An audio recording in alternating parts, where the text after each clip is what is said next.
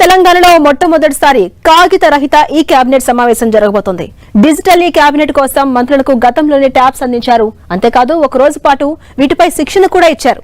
పూర్తిగా cabinet time, తేదీ వివరాలను, ఎజెండా కాపీని కూడా డిజిటల్ విధానంలోనే మంత్రులకు పంపించారు. ప్రధాన కార్యదర్శిగా కొత్తగా బాధ్యతలు స్వీకరించిన సంజయ్ జాజుకు మాత్రం ఇదే తొలి కేబినెట్ మీటింగ్. ఇక సీఎం రేవంత్ రెడ్డి అధ్యక్షతన సచివాలయంలో మధ్యాహ్నం 3 గంటలకు ఈ సమావేశం ప్రారంభం కానుంది. ఈ సమావేశంలో పలు కీలక అంశాలపై మంత్రివర్గం చర్చించి నిర్ణయం తీసుకోబోతుంది. గ్రామీణ ఉపాధి హామీ పథకం స్థానంలో కేంద్రం కొత్తగా తీసుకురాబోతున్న వీబీజీ రామ్జీని తెలంగాణలో అమలు చేయాలా వద్దా అనే అంశంపై మంత్రివర్గంలో చర్చించబోతున్నట్టుగా తెలుస్తోంది. ఇక విద్యార్థుల ఫీజు రియంబర్స్మెంట్ విధానంలో తీసుకురావాల్సిన మార్పులు, నిధుల విడుదలపై చర్చించి నిర్ణయం తీసుకోబోతోంది మంత్రివర్గం. వ్యవసాయం, సాగునీటిపైన మంత్రివర్గం చర్చించబోతోంది. ఎల్నినో ప్రభావం నేపథ్యంలో ప్రత్యామ్నాయ పంటల సాగు, సాగునీటి ప్రాజెక్టుల నిర్వహణపై చర్చించే అవకాశం ఉంది. వానాకాలం పంటల సాగు, విత్తనాలు, ఎరువుల పంపిణీ, పంటల వైవిధ్యం, ఎల్నినో పరిస్థితులను ఎదుర్కోవడంపై చర్చించబోతున్నట్టుగా తెలుస్తోంది. ఇక ప్రత్యామ్నాయ పంటలకు ప్రత్యేక ప్రోత్సాహకాలు ఇవ్వాలన్న వ్యవసాయ విశ్వవిద్యాలయ ప్రతిపాదనలపై కూడా చర్చించే అవకాశం ఉంది. అటు మెట్రో రైల్ 2వ దశ విస్తరణ పనుల పురోగతిపై కూడా చర్చించబోతోంది మంత్రివర్గం. మూసీ నది ప్రక్షాళన ప్రాజెక్టు డీపీఆర్ ఆమోదంపై నిర్ణయం తీసుకునే అవకాశం ఉంది. సర్ ప్రక్రియ, ఆయా నియోజకవర్గాల్లో నిజమైన ఓటర్లు తమ ఓటు హక్కు కోల్పోకుండా చూడాల్సిన అంశాలపై మంత్రిమండలి చర్చించబోతోంది. ఏపీ, తెలంగాణ స్థానికత ఉన్న ఉద్యోగుల పరస్పర అంతర్రాష్ట్ర బదిలీలపై కూడా కేబినెట్ నిర్ణయం తీసుకునే అవకాశం ఉంది. ఇక Hyderabad core urban LAG housing కు సంబంధించిన స్థలాలు, డిజైన్లు, విధి విధానాలకు మంత్రివర్గం ఆమోద ముద్ర వేసే అవకాశం ఉంది.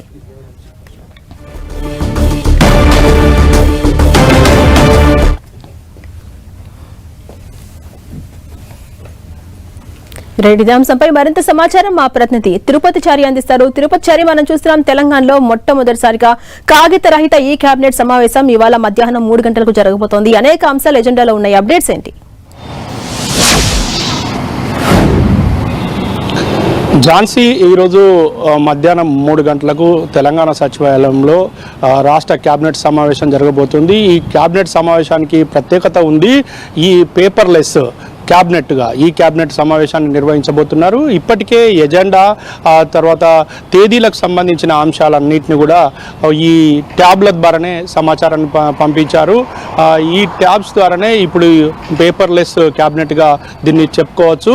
మొట్టమొదటి పేపర్లెస్ క్యాబినెట్ సమావేశాన్ని ఈరోజు ముఖ్యమంత్రి రేవంత్ రెడ్డి అధ్యక్షతన సచివాలయంలోని 6th ఫ్లోర్లో నిర్వహిస్తున్నారు. ఈ క్యాబినెట్ సమావేశంలో ఇక మొత్తం అన్ని అంశాలు ట్యాబ్ల ద్వారానే చూసుకునేలాగా ఇప్పటికే మంత్రులకు ఈ ట్యాబ్ల పైన ఒక అవగాహన కల్పించారు. పూర్తిగా గతంలో జరిగిన అనాధికార కేబినెట్ సమావేశంలోనే అటు సీఎంతో సహా మంత్రులకు కూడా ట్యాబ్స్ను అందించారు. ఇప్పుడు ఈ ట్యాబ్స్లోనే కేబినెట్ ఎజెండాపై చర్చ జరుగుతున్న సందర్భంగా మంత్రులంతా కూడా చూసుకుంటారు. అయితే ఇందులో ఈరోజు చాలా ముఖ్యమైన అంశాలు ఉన్నాయి. ప్రధానంగా మెట్రో రైలు 2nd ఫేజ్ 122 కిలోమీటర్ల విస్తరణకు సంబంధించిన అంశం పైన ఇందులో చర్చించే అవకాశం ఉంది. దీంతో పాటు ఈ విస్తరణకు సంబంధించిన అంశంలో ఇటు ప్రభుత్వం ఏ విధంగా ముందుకు పోవాలి అనే అంశం పైన ఒక నిర్ణయం తీసుకునే అవకాశం ఉంది. దీంతోపాటు ఇక మూసీ పునర్జీవనం సంబంధించి ఇప్పటికే గాంధీ సరోవర్ ప్రాజెక్టు సంబంధించిన ల్యాండ్స్ విషయంలో కేంద్రం అనుమతి లభించడంతో దానిపైన కూడా ఈ కేబినెట్ సమావేశంలో చర్చించి ఆ పనులను ఎప్పటి నుండి చేపట్టాలి అనే విషయంపై నిధులను ఎంత కేటాయించాలనే దానిపైన కూడా ఒక నిర్ణయం తీసుకునే అవకాశం ఉన్నట్లుగా తెలుస్తోంది. దీంతోపాటు ప్రధానంగా వీబీజీ రామ్జీ పథకాన్ని రాష్ట్రంలో అమలు చేయాలా వద్దా అనే విషయం పైన కూడా ఈ కేబినెట్ సమావేశంలో చర్చించి ఒక నిర్ణయం తీసుకుంటారు. ఖచ్చితంగా ఇప్పటికే వివిధ రాష్ట్రాల్లో వీబీజీ రామ్జీ పథకాన్ని అమలు చేస్తున్న నేపథ్యంలో ఖచ్చితంగా తెలంగాణలో కూడా అమలు చేసే అవకాశం ఉంటుందనే విషయం పైన కూడా ఒకవైపు చర్చ జరుగుతున్నది. ఇక మరొక వైపు రాష్ట్రంలో వ్యవసాయము, అదేవిధంగా సాగునీటి ప్రాజెక్టులకు సంబంధించిన అంశం పైన కూడా చర్చించే అవకాశం ఉంది. ఇప్పటికే ఒకవైపు ఇటు ఎలినో ప్రభావంతో వర్షభావ పరిస్థితులు ఉండడంతో ఖచ్చితంగా ఇదే సమయంలో ప్రత్యామ్నాయ పంటలకు సంబంధించిన సాగు విధానాన్ని తీసుకురావాలని చెప్పేసి ఒకవైపు రాష్ట్ర ప్రభుత్వం చూస్తున్న నేపథ్యంలో ఖచ్చితంగా ఈ ప్రత్యామ్నాయ పంటలకు ప్రోత్సహించే విధంగా చర్యలు చేపట్టేందుకు అవసరమైన అంశాలపై చర్చించి ఒక నిర్ణయం తీసుకునే అవకాశం ఉంది. ఇందులో భాగంగా ఇప్పటికే వ్యవసాయ విశ్వవిద్యాలయం ఇచ్చిన ప్రతిపాదనలపై కూడా చర్చించి ఒక నిర్ణయం తీసుకుంటారని సమాచారం. ఇక ఎరువులు, విత్తనాలు, నకిలీ విత్తనాలు, నకిలీ ఎరువులకు సంబంధించిన విషయాలపైన కఠినంగా వ్యవహరించాలి. ఇక ఆన్ టైంలోనే ఎరువులు విత్తనాలను సరఫరా చేసే అంశాలను పైన కూడా చర్చించి దానికి అనుగుణంగా నిర్ణయాలు తీసుకునే అవకాశం ఉంది. ఇక దీంతో పాటు కోర్ అర్బన్ రీజియన్ ఎకనామీలో ప్రధానంగా ఎల్ఐజీ హౌజులు అంటే పేదవాళ్లకు ఎల్ఐజీకి సంబంధించిన హౌజులను కేటాయించి దానికి సంబంధించిన స్థలాలను కేటాయింపు నిర్మాణానికి సంబంధించిన అంశాలపైన ఈ కేబినెట్ సమావేశంలో చర్చించి ఒక నిర్ణయం తీసుకునే అవకాశం ఉంది. దీంతో పాటు ప్రధానంగా తాజా రాజకీయ పరిణామాలపైన కూడా చర్చిస్తారని తెలుస్తోంది.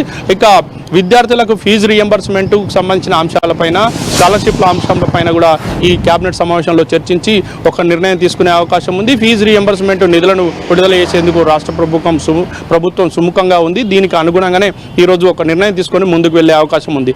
దీంతో పాటు ఇక ఎల్ఐజీ హౌసింగ్ సంబంధించిన నిర్మాణాలు ఎక్కడ చేపట్టాలి, వాటి స్థలాలను గుర్తించే అంశాలపైన ఈరోజు క్యాబినెట్లో ఆమోదం తెలిపే అవకాశం ఉంది.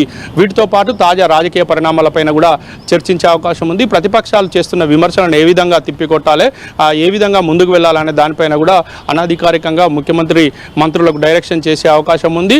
ఇప్పటి వరకు ప్రతిపక్షాలు చేస్తున్న అవినీతి ఆరోపణలపైన కూడా ఈ సందర్భంగా చర్చించే అవకాశం ఉన్నట్లుగా మనకు సమాచారం అందుతుంది. Right, thank you Chari.